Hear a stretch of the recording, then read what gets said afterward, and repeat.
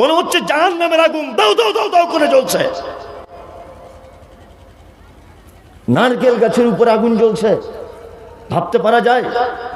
কোথায় Donald Trump? কই আমেরিকার প্রেসিডেন্ট? এত পাওয়ারফুল, সারা পৃথিবীকে তোমরা নেতৃত্ব দাও।